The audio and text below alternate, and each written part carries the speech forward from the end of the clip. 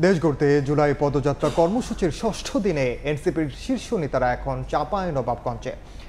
নওগাঁ থেকে রওনা হয়ে দুপুরে চাঁপাইনবাবগঞ্জে পৌঁছান জাতীয় নাগরিক পার্টির নেতাকর্মীরা। এরপর শহরের শান্তির মোড় এলাকা থেকে বের করা হয় পদযাত্রা।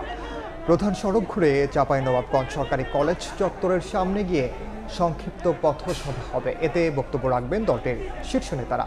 পথসভা শেষে রাজশাহীর উদ্দেশ্যে রওনা হবেন নেতাকর্মীরা।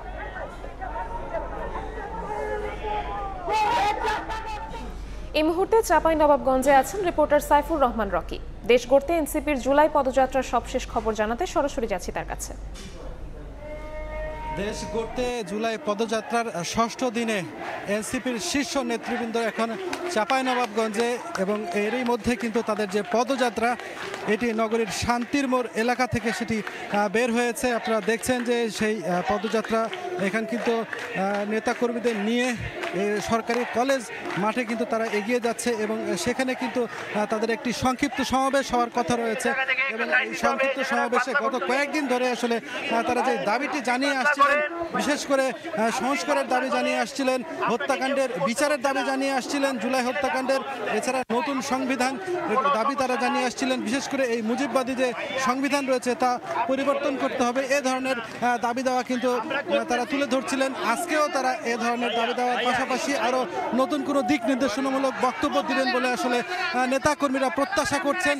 আমরা এরই মধ্যে কথা বলেছিলাম সংগঠনটির শীর্ষ নেতাদের সঙ্গে। আপনারা জানেন যে এনসিপির শীর্ষ নেতা সংগঠনের আহ্বায়ক নাহিদ ইসলাম তিনি একেবারে সামনের সারিতে রয়েছেন। পাশাপাশি আমরা স্লোগানে মুখরিত করতে দেখছি দক্ষিণাঞ্চলের মুখ্য সংগঠক সমন্বয়ক হাসনাত আবদুল্লাহকে। পাশাপাশি এখানে সার্জিস রয়েছেন উত্তরাঞ্চলের মুখ্য সমন্বয়ক।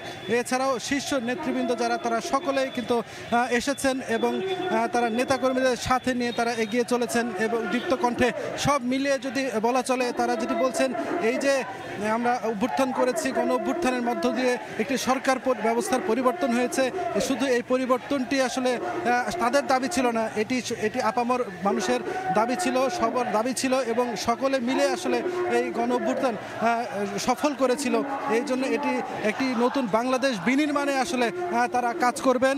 এবং এই নতুন বিনির্মাণ বাংলাদেশ গড়ার পেছনে কেউ যদি বাধাগ্রস্ত করে, আবার কেউ যদি ফ্যাসিবাদী হয়ে আসার চেষ্টা করে, কেউ যদি চাঁদাবাজে পৃষ্ঠপোষণ করে, তাহলে তাদেরকেও কিন্তু ছাড় দেওয়া হবে না এই বাংলার মাটিতে, এমন প্রত্যয় কিন্তু তারা এখান থেকে ব্যক্ত করছেন। তো এই ছিল আমার কাছে সর্বশেষ।